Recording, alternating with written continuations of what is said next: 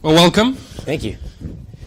So I'd love to start with your journey a little bit because I just love your entrepreneurial story, right? Like guys starting companies in ad tech, doing really well, and then deciding to leverage that to then solve a big, hairy problem. Yeah. So tell us your story. I'm going to try and be short and sweet. So quick background, my co-founder and I started an ad tech company, software company back in 2007. We were coming out of Penn. We ended up selling it to Google in June of 2010. It was a company called Invite Media, which came and turned into DoubleClick Bid Manager, if you're familiar with the ad tech space. And then spent 2 years at Google. I'm going to try and move this up a little bit. There we go. Basically trying to figure out what we wanted to do next, and had always had this really strong passion for entrepreneurship and specifically for healthcare, but had kind of fallen into ad tech. And I always like to say, you do 5 years of advertising and you kind of have to take a look and see, what did I really truly accomplish in that time. And that was a kind of a serious soul searching exercise.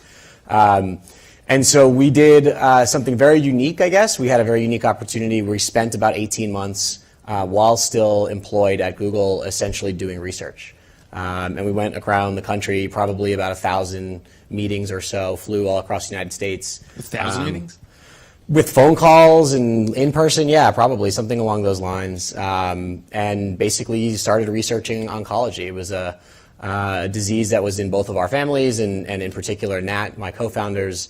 And it was a space that we felt like we could get behind and want to be in for the rest of our lives. So our background in oncology was 18 months of homework. That was probably 10 months of research, sorry, 10 years of research, very, very condensed into a short time.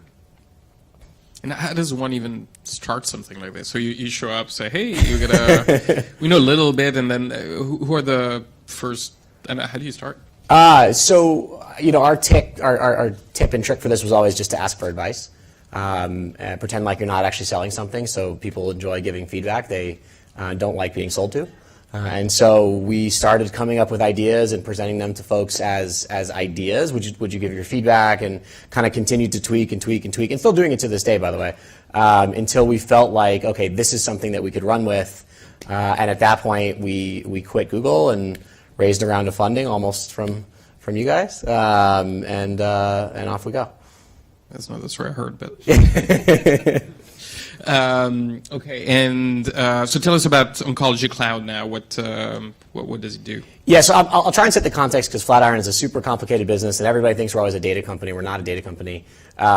So we're about 160 people. We're based here in New York. We've raised about $138 million from Google. We're their largest healthcare investment to date. At our core, we are a network business, and what I mean by that is, if you think of cancer care in the United States, if you are a patient diagnosed with cancer, you go and see your medical oncologist, and the information about you and the touch points with you kind of live in these little isolated buckets. Each provider, as we call them, is its own unique little silo. They do something to you, they capture some information about you, and then they go see the next patient. And our thesis was always, if you could connect these disparate hospitals, if you will, these disparate cancer centers on a common technology platform, and that means both data as well as touch points with those doctors. So it's not just data, it's also the fact that we have touch points with doctors. There were a lot of really interesting things you could build on top. And so when we think about Flatiron as a company, the foundational layer are things we sell to cancer centers. It's kind of an easy way to think about it. We sell software to cancer centers at a really, really big discount in order to actually build and grow that network, and that network now represents about 20% of all cancer cases in the US. So about 1 in 5 cancer cases we see. And then all of the kind of more interesting, longer-term stuff we're building on top of that network. So everything from doing outcomes research to finding patients for clinical trials to linking our data with genomic data sources. You could think of those as layers on top of a network. And the core network is that's an EMR. So I'm a cancer center. I have a cancer patient. I upload his or her information. So we have 2 products. One is a oncology-specific electronic health record, which we sell to cancer clinics throughout the U.S. And the other is an analytics tool that works on EMRs that we don't own. So Epic and Cerner and others. So between the two, the idea is we can address pretty much any oncology provider that has an EHR, whether it's ours or someone else's. And in oncology, that's about 90% or so, and growing. It'll be 100% within the next 2 years. And so the idea of the network is that some of this is shared. So some of the data is shared for research purposes. Yeah. So if you work with Flatiron as a provider, so if you are a cancer center, one of the things you agree, in addition to kind of sending us your complete copy of your electronic health record, all the documents, we see everything on a nightly basis, you agree to allow us to process and de-identify your data so that we can aggregate it amongst the broader cohort. And in return, we are kind of providing folks with value props from the network itself. So you could think of things like benchmarking or the ability to do research on broader cohorts that any one single cancer center might not be able to do. They only see 3,000 patients a year. We see a little under 700,000. So there are, Fred Wilson writes the best kind of network build out, which I really love. He talks about the single player use case and the multiplayer use case, and that's what we have. We have a single player use case, which is we help you use your data better. And then we have a multiplayer use case, which is, oh no, by the way, now we've got this network behind us. Here are values that you can derive from the fact that there's 2,000 other doctors also sharing their data. And that's the single player, multiplayer game. Okay, and just to make sure I understand, so there's a benchmarking, but that you actually share data on an anonymized basis for research purposes. So right. There's like this very rare form of cancer that I'm going to see once a year, but for whatever reason in Kansas they have it 20 times a year. I'll be able to see what they've done. Or so actually, funny enough, today we've spent probably 90% of our time focused on the single player use case. As much as the multiplayer side sounds like super compelling and interesting, the reality is people just want like their problem solved now. And so we spend most of our time on the single player side. I think on the aggregate, we announced a partnership with this group called the NCCN, which is the National Comprehensive Cancer Network. It's 25 of the largest cancer centers in the U.S., where if you contribute your data, you will be able to get the broader data set for research purposes. Again, all de-identified, anonymous, and aggregated, but for a cancer center that sees 3,500 patients a year, this is an order of magnitude, could be 100x what they would have themselves. So I assume you have to, a little bit to Mark's presentation in a slightly different field, although I guess there is a big genomics component to all the cancer data. But so do you see a lot of stuff like that, like just crazy, dirty data in lots of different formats? Yeah, I would say we talk about all the fun software, but the reality is we spend most of our time cleaning data. It's very non-glamorous kind of work and infrastructure. So this is real world data. This is the equivalent of what the doctor used to write by hand in a chart, but just now typed in a chart. But the amount of kind of structured, normalized data that we see at the source is extraordinarily limited. We see lab values with different units of measurement. We see sometimes scientific names for drugs versus generic names versus brand names, for example. So on the structured data side, there's this huge, what I would call kind of data normalization effort that we have behind the scenes. So we map. Much of this is actually done with people. And then we have this really unique infrastructure around unstructured data, which is all the notes, the pathology reports, where the genomic data actually ends up showing up. You get a report, and when I say get a report, what that typically means is the report is faxed to you as the physician, and you read it, and then you hand it to your medical records person, and they scan it in. And so we see those. They're, you can tell they're tilted, and sometimes there's a crease down the middle, and all this kind of funky data. And so we have an infrastructure to go and extract key facts from those unstructured data points at scale. That's kind of a hybrid of tech and people. You could think kind of a specialized version of Mechanical Turk for those who are familiar, using trained professionals with quality and feedback loops. Sometimes there's data we just can't get, and some of those because it's just not in the record. But we've taken data points. I'll give one just unique, tangible example. So in non-small cell lung cancer or advanced non-small cell lung cancer, there are two known. These are somatic mutations. These are not inherited mutations. So this is the tumor Your body has actually kind of inherited these mutations over time, that if you have that mutation, there are different drugs that you can give targeted to those drugs, to those mutations. The testing rate is unknown because nobody knows how often people are testing. And if you looked for, it's an EGFR mutation is the example. If you looked for that in a structured field, you'd see it about 9 or 10% of the time. In our data set, it's 99%. And so we've gone in and figured out how to get EGFR mutation status out of the record, to do it at scale. We track a 6,000 person advanced non-small cell lung cancer cohort every month.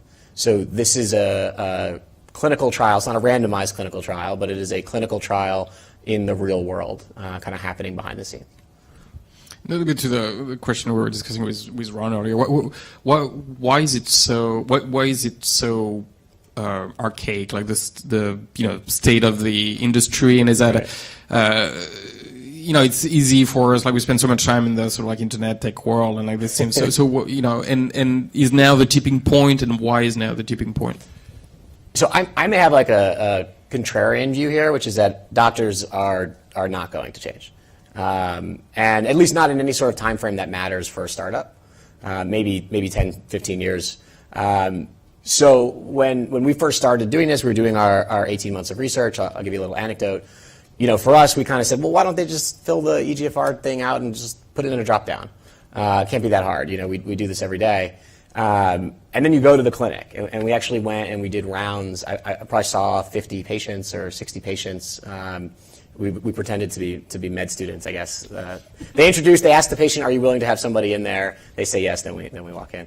And you watch the doc go through their motions of asking questions and trying to understand symptoms and issues. And this is cancer, so this is not an easy conversation for many folks. We saw some crazy meetings, folks relapsing and all this.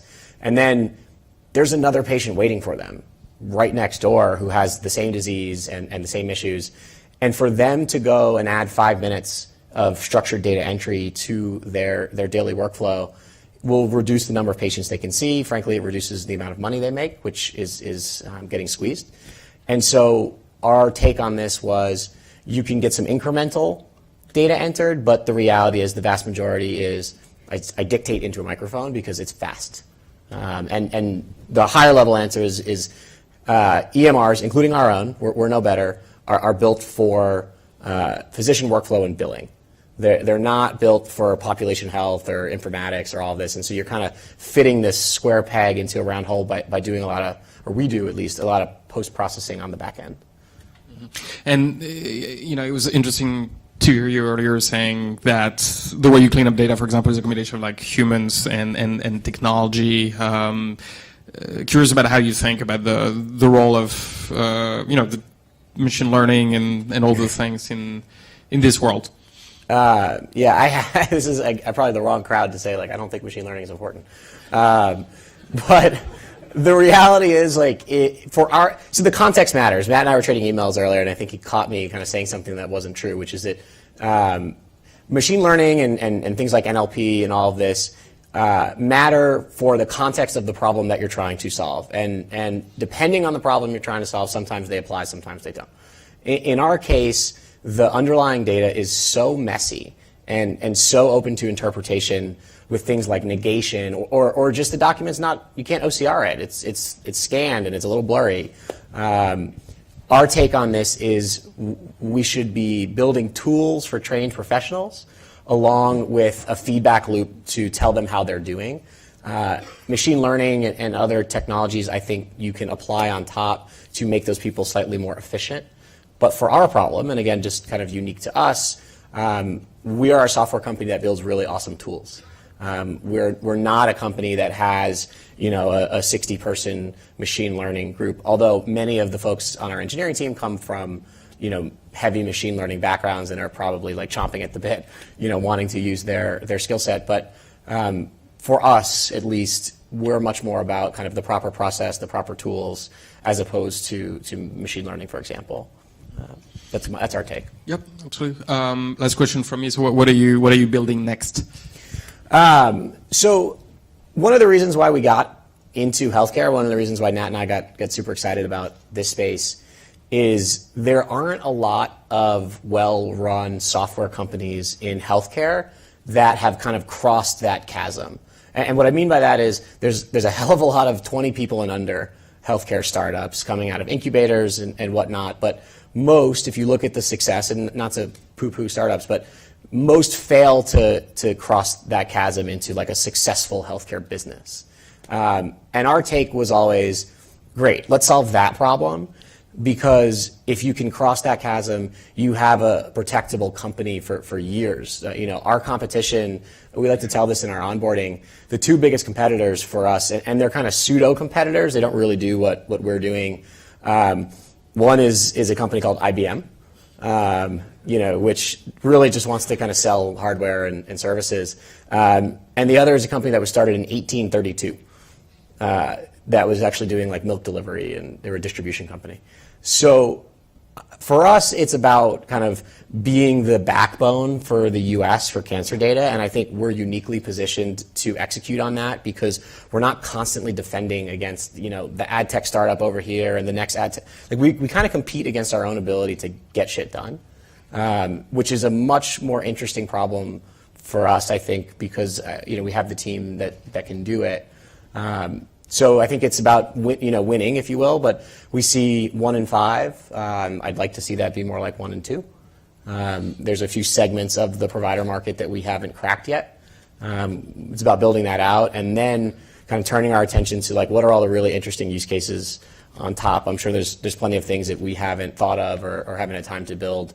And I think that's where it starts to get really interesting, right? It's what can you do with this totally new infrastructure that has doctor touch points and real-time EHR data and data processing. What are the cool things we can build on top? And I think ultimately we'd love to run clinical trials.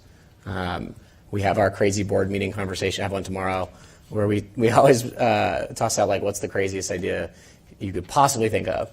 And for us, it's always becoming a biotech company, right? You have like this differentiated infrastructure, you have real-time data, could you vertically integrate all the way through? We'll see.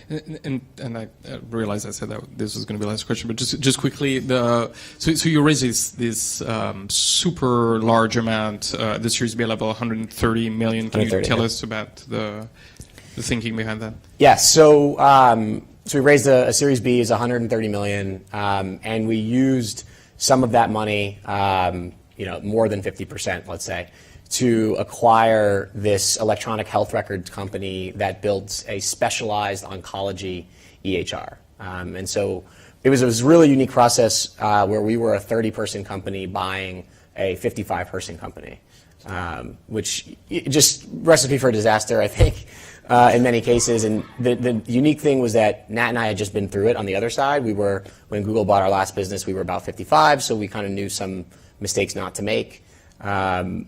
So we reused it to acquire this business, which got us to scale, is kind of a good way of thinking about it. We probably shaved like 3, 4, 5 years off of our roadmap, and now it's we're using the extra money to grow.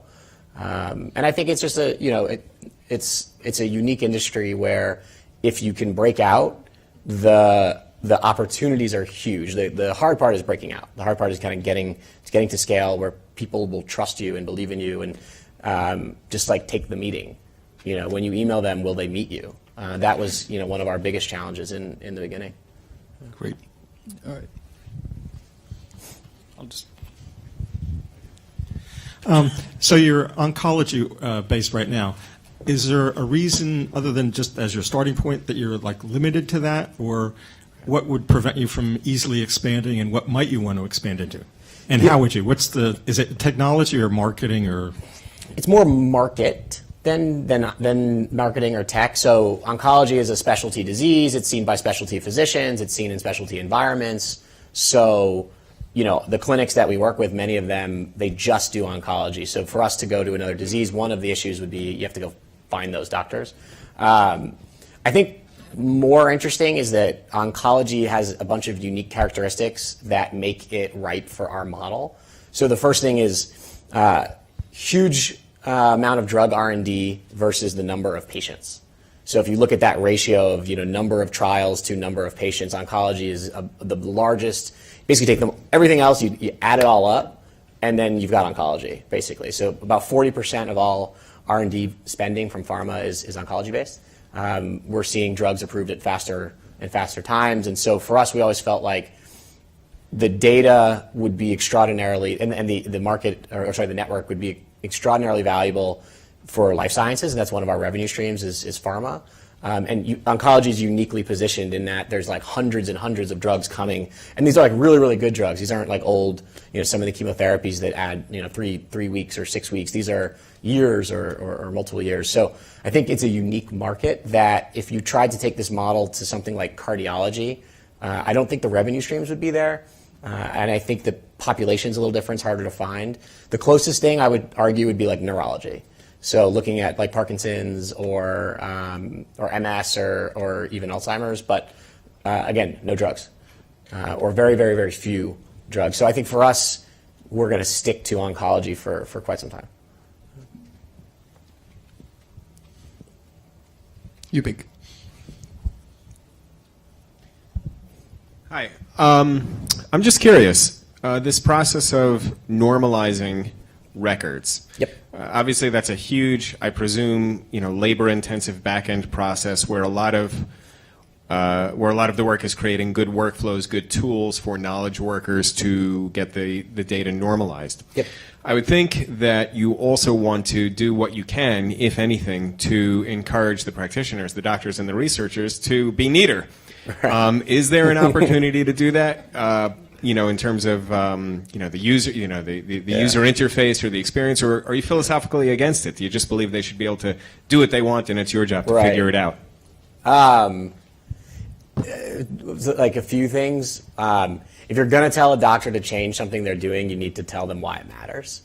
And I think the key is explaining, hey, if you do this thing that you haven't done and you weren't trained to do, and you went to school for like 15 years, because you're an oncologist, right? You're a specialist.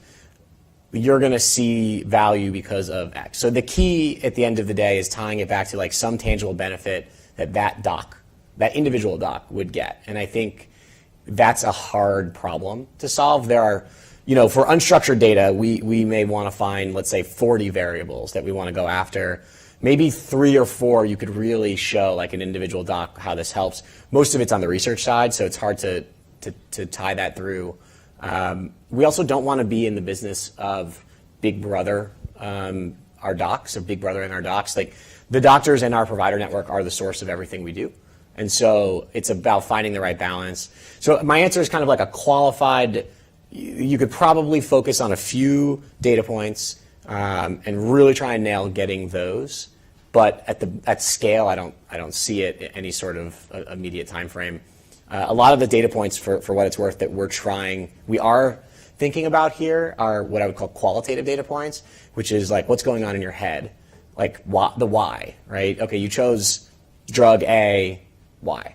Because a lot of that isn't documented in the record.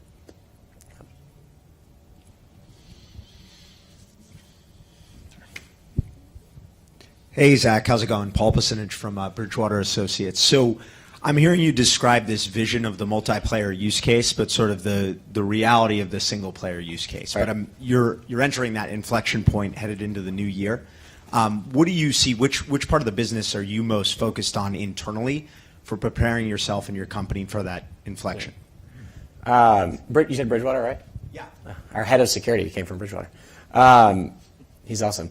So me personally, I don't really matter in this. We're a 160-person company, so what I can personally do at this point is pretty much interview people, and I spend most of my time actually doing interviews. So for us, the way I think about it is where are people allocated? And right now, about 60% of our business is provider focused, and then the other 40% is research and life sciences focused. So we're trying to find the right balance. And funny enough, this is a constant internal struggle of, do you lopside one too quickly, or are you underinvesting? And how do you find that balance? And I don't think we have necessarily the perfect answer. Outside of we try and look at each team and understand, okay, if we added someone, how much faster could you go? And then make some pretty tough judgment calls along the way.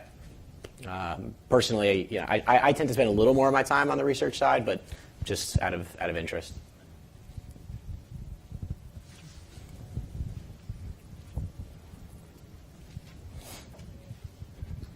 Yeah, I'm just wondering, in the context of data management in clinical trials, when you're trying to clean data, the FDA has a whole rule book on how you actually have to clean that data, and going back to physicians to correct data points. Do you actually have a feedback loop back to the physician when you're trying to normalise or clean your data? So let's make the distinction here between FDA registration trials and what we're doing. So if you're trying to bring a new drug to market and you need to test it on patients, and in oncology we don't actually do A/B testing. It's unethical. So you go against, or you don't do double-blind studies. You go against the standard of care. So we don't touch that piece of the market. That's about 4 to 5% of patients will go on a trial. We look at the 95% who are not on a trial. If we were to move into the trial arena, there's a lot of regulation that you have to follow in terms of the FDA. So for now, our take has been trials should keep kind of doing what they're doing, and what we're going to do is take the infrastructure around everything else. So that's the game, and then maybe eventually you can actually run a trial on top using like FDA licensed software, for example, or FDA approved, I guess. Good. Last two questions. One here. Being a domain-specific EHR, is that correct? Yep. How do you handle if a patient is say going to a hospital? So are you integrating with health exchange and is health exchanges, and is that a difficulty? What's your challenge around sharing the data outside of your group and making sure that the right care can be provided? So for context, it's like you're one of our customers. They always ask this question. So for context, like a patient goes and sees their doctor. In oncology, there's a lot of things that your physician may not be able to do. I'll give an example. In multiple myeloma, which is a blood cancer, most people or many people get a bone marrow transplant. And so that's what they call like an inpatient procedure. So you go to a hospital, they do it, and then you come back. So the reason why most people feel like that data is lost is because the information about that BMT comes back to the medical oncologist, the outpatient clinic, if you will, typically as unstructured data. So we see it. We see it either in the doctor note, or we'll see it in a copy of the discharge summary faxed over, or brought literally like in a manila folder, brought with the patient back, and they'll scan it into the record. So we don't do health information exchanges, actually. Our take on this is the clinical record in oncology is actually fairly rich, but you have to know where to go to get the data. You can't just look for like the structured BMT field because it doesn't exist. With that said, not always the case, right? So there's exceptions to this. Not every patient's data makes it back, and for that, our theory here is law of large numbers.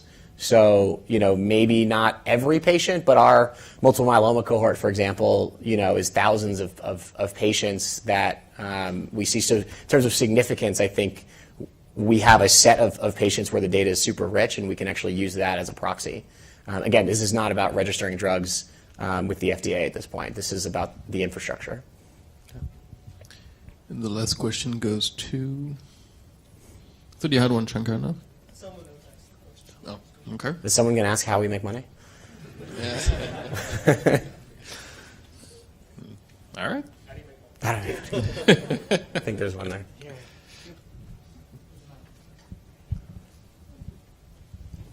So a lot of times with this data, you're probably getting, are you getting pathologist reports, or are you getting radiology reports, Both. or are you getting back to the actual data? Because there's usually a lot of, I guess, expert knowledge and differences in normalization between radiology reports from different clinics, and how do you handle that in the normalization process? Yeah, so we get both.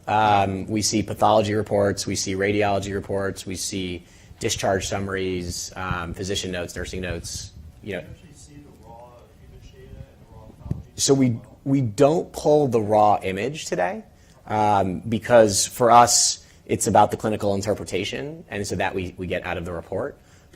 Maybe at some point it would make sense to start to pull the source image as well, but for now, we stick to what the radiologist has said or what the pathologist has said.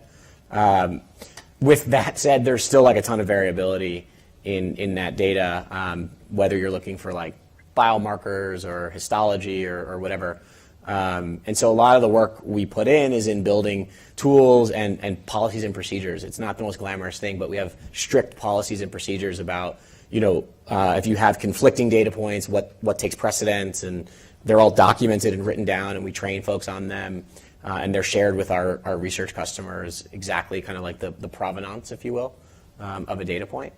And for most key data points, like we pretty much have it. There are some data points, specifically like the Ys and whatnot, where the data is really messy, and for those, we actually may not be able to get that data with our current setup. We may have to think about linking or doing something new. But for the majority of the important oncology data, we can get it at this point. Great. On that note, thank you very much for being with us. Pleasure.